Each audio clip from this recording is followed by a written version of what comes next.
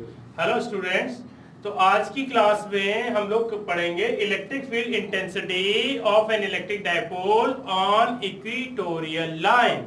ठीक है, last class में आपको मैंने बताया था कि एक्सियल लाइन क्या होती है। एक्सियल लाइन होती है ये जो डायपोल है इसको, ये दोनों चार्जेस को ज्वाइन करने वाली लाइन एक्सियल लाइन होती है, और उसमें परपेंडिकुलर बाइसेक्टर होती है वो इक्वेटोरियल लाइन होती है। तो हम ये सपोज कर लेते हैं कि यहाँ पर कोई चार्ज रखा हुआ है हमने, ओके, यहाँ पर कोई चार्ज रखा हुआ है P, ओके। पहले मैं ये फिगर आपको डिस्क्राइब कर देता हूँ, ठीक है।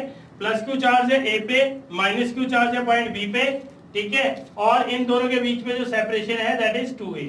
सेंटर से लेके A पॉइंट तक का जो डिस्टेंस है ये है A, स्मॉल a, और B से लेकर के और सेंटर तक का है स्मॉल a, ओके। अब इनको परपेंडिकुलर बाइसेक्टर ये इक्वेटोरियल लाइन है, ओके। इस लाइन पे हमने एक टेस्ट चार्ज एज्यूम किया, P पॉइंट है ये, यहाँ पर Q0, और इस P पॉइंट की distance centre of the dipole से स्मॉल r है, ठीक है, ओके। तो ये है स्मॉल r, ये है स्मॉल a। तो ऑब्वियस है by using Pythagoras theorem what will be the value of this AP, that will be under root r square plus a square।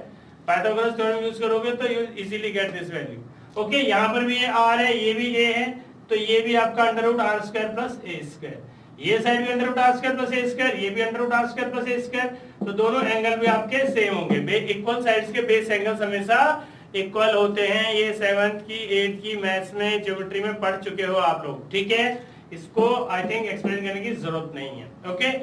उन्हीं क्लासेस में 8th क्लास में 7th क्लास में आपने पढ़ा था कि अब क्या होगा बेटा, A पॉइंट है, A पॉइंट पे प्लस क्यू चार्ज रखा है, प्लस क्यू है, ये प्लस क्यू नॉट है टेस्ट चार्ज, ओके।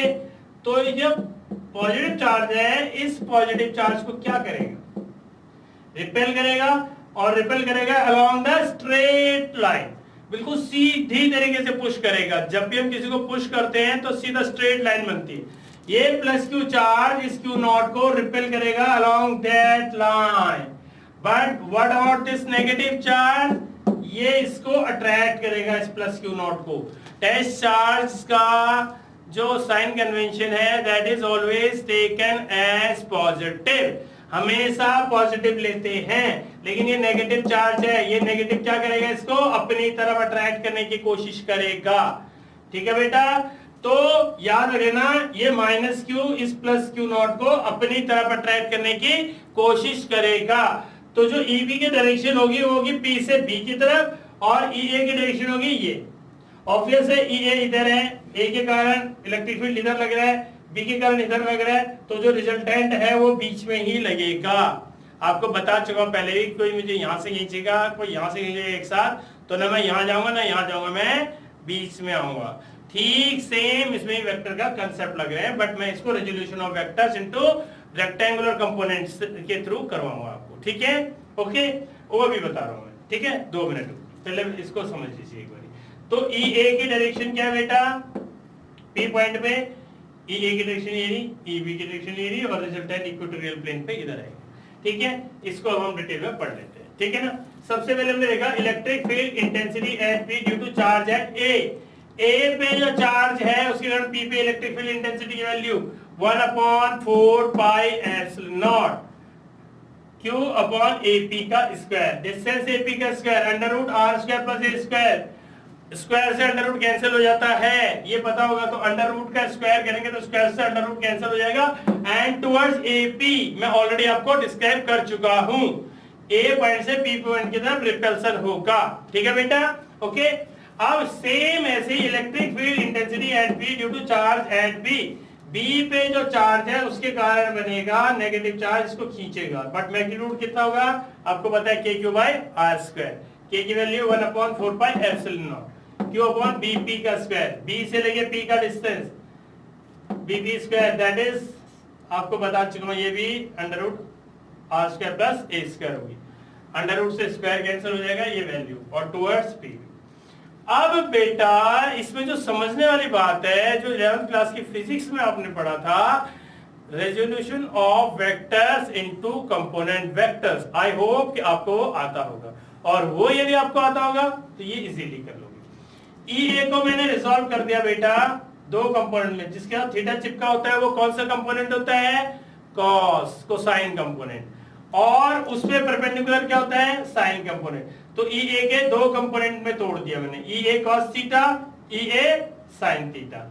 ऐसे ई बी को भी दो कंपोनेंट्स में तोड़ दिया मैंने, ई बी कॉस थीटा और E B sine theta. Okay, तो ये हमने ई ए को भी रिजॉल्व कर दिया दो कंपोनेंट वेक्टर्स में, ई बी को भी दो कंपोनेंट वेक्टर्स में रिजॉल्व कर दिया। ओके, ठीक है।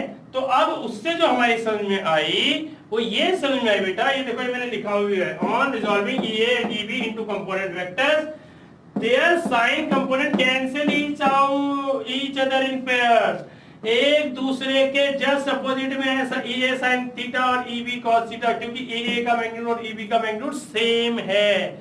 आपने देखा होगा ई ए और ई बी का मैग्नीट्यूड सेम है और साइन थीटा की वैल्यू भी सेम है, और अपोजिट डायरेक्शन में आएंगी तो they will cancel out in pairs. Okay, E और ई बी के साइन कंपोनेंट्स एक दूसरे को कैंसिल आउट कर रहे हैं, बट कॉस कंपोनेंट ई का भी इधर है और ई बी का भी इधर है, तो सेम डायरेक्शन में कॉस कंपोनेंट, तो दे विल बी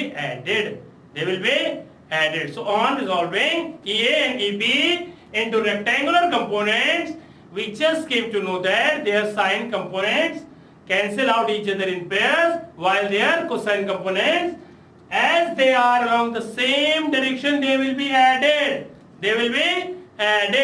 तो उन दोनों को ऐड किया ये हमने। तो E इक्वल टू नेट जो इलेक्ट्रिक फील्ड इंटेंसिटी बनेगी बेटा वो बनेगी E A cos theta plus E B cos theta. अब ई ए का मैं पहले बता चुका हूं मैग्नीट्यूड और ई बी का मैग्नीट्यूड सेम है, तो दोनों को E लिख सकता हूं बेटा। तो ई ए कॉस थीटा लिख गया, E cos theta plus E cos theta, तो कितना आ गया 2E cos थीटा। E की वैल्यू रख दो 2 into E, दोनों की वैल्यू क्या थी 1/4 cos थीटा। अब cos थीटा आप पढ़ चुके हो पहले भी 9th क्लास में 10th क्लास में। cos थीटा क्या होता है, base upon hypotenuse, base upon hypotenuse. तो इस राइट एंगल ट्रायंगल में देखेंगे हम, ठीक है, ये लिखा हुआ है in right triangle ACB taking AC upon AP, AC base upon hypotenuse is equal to cos theta. AC की वैल्यू A है और इसकी under root r square plus a square. Under root r square plus a square का मतलब होता है r square plus a square की पावर 1/2। तो 1/2 पावर ले ली मैंने बेटा cos थीटा की जगह, यहाँ पर cos थीटा की जगह ये तो वैल्यू थी cos थीटा की जगह मैंने a अपॉन ये वैल्यू ले ली। ओके, तो cos थीटा की जगह हम ये वाली वैल्यू रख देंगे यहाँ पर, तो क्या हो जाएगा, नेक्स्ट स्टेप है 1/4 pi epsilon as it is है बेटा, 2 into q into 2a, q into 2a, और ये यहाँ पर क्या था r square plus a square, मतलब उसकी पावर 1 है, और ये r square plus a square इसकी पावर 1/2 है। तो बेस सेम होते तो पावर ऐड हो जाती है, 1 + 1/2 कितना हो जाता है, पावर 3/2। ओके, तो r square plus a square की पावर हमने क्या कर दिया बेटा 3/2 कर दिया। क्या कर दिया 3/2, ठीक है। अब E equatorial is equal to Q into 2a। आपको पता है ये बात बेटा अच्छे से, you know it very well कि Q into 2a is equal to क्या होता है बेटा P। Q into 2a की जगह क्या लिख दिया मैंने P, तो P upon r square plus a square की पावर 3/2। अब if a is much less than r, a यदि बहुत कम है r से, जो कि पिछली एक्सियल वाली डेरिवेशन में भी हम कर चुके हैं, ठीक है, because practically the dipoles are of molecular size, वो बहुत छोटे साइज के होते हैं डायपोल्स, ठीक है ना, क्लियर है। तो बहुत सारे छोटे साइज के होते हैं, तो हमने a is much less than r, तो a स्क्वायर को नेग्लेक्ट कर सकते हैं, उसका स्क्वायर और छोटा होगा, 0.01 का स्क्वायर 0.0001 होगा, तो a के स्क्वायर को हमने नेग्लेक्ट कर दिया बेटा। अब नेग्लेक्ट करेंगे तो ये आपका हट जाएगा, r स्क्वायर की पावर 3/2, 2 से 2 कैंसिल आउट हो जाएगा, तो r की पावर 3। तो E equal to 1/4 pi epsilon naught P upon r cube, 1/4 pi epsilon naught into P upon r cube. Okay, so this is your expression. Okay, ये तो था आपका हमारा electric field intensity of an electric dipole on equatorial line. But बेटा आपने एक और चीज पढ़ी होगी, वो था एक्सियल लाइन पे, जो कि हमने पिछली क्लास में, पिछले वीडियो में हमने उसके बारे में डिस्कशन किया था। आपको याद है कितना होता है एक्सियल लाइन पे इलेक्ट्रिक फील्ड इंटेंसिटी ऑन, यदि हम इसको मिटा दें तो ई इक्वेटोरियल कितना होता है, ई एक्सियल कितना होता है बेटा, एक्सियल पे इलेक्ट्रिक फील्ड इंटेंसिटी की वैल्यू क्या होगी बताओ, होती है 1/4 pi epsilon not into 2p upon में r क्यूब। ओके, इसको हम लोग अपनी इक्वेशन फर्स्ट मान लेते हैं और इसको सेकंड मान लेते हैं। तो आप ये बताओ, डिवाइडिंग 2/1, तो E एक्सियल अपॉन में E equatorial is equal to क्या हो जाएगा, 1/4 pi epsilon naught 2p upon में r क्यूब, और इनटू क्या हो जाएगा बेटा, r क्यूब अपॉन में p। ओके, और 4 पाई एप्सिलॉन नॉट भी इधर आ जाएगा, 4 पाई से 4 पाई एप्सिलॉन नॉट से एप्सिलॉन नॉट कैंसिल हो जाएगा, r क्यूब से r क्यूब, p से p। ओके, तो क्या बचा हमारे पास, नेक्स्ट स्टेप में क्या बचा बेटा, E axial is equal to 2 into E equatorial, और हम ये कह सकते हैं कि E एक्सियल अपॉन में 2 is equal to E equatorial, यानी डिस्टेंस सेम है, एक्सियल पे और इक्वेटोरियल लाइन पे सेम डिस्टेंस है। तो इक्वेटोरियल प्लेन पे, इक्वेटोरियल लाइन पे इलेक्ट्रिक फील्ड इंटेंसिटी की वैल्यू हमेशा हाफ होती है, एक्सियल पे डबल होगी, उतनी ही दूरी पे इक्वेटोरियल पे जितनी एक्सियल पे उसका हाफ हो जाएगी वैल्यू। ठीक है, तो ये आपका कंसेप्ट था हमारा किसका, electric field intensity of an electric dipole on equatorial line.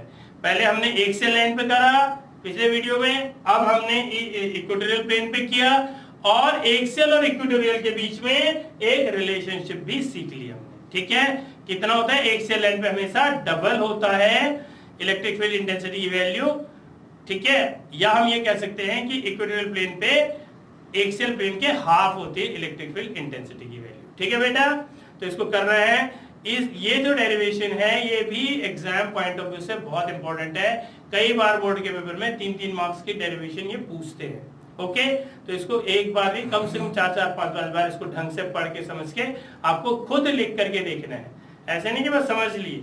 जब तक खुद प्रैक्टिस नहीं करोगे चीजें समझ में नहीं आएंगी, इसको बार बार करके देखिए, फिर भी कोई दिक्कत आती है और कोई डाउट्स होते हैं तो हम आपके साथ लगातार डिस्कशन में रहेंगे। ठीक है, थैंक यू सो मच।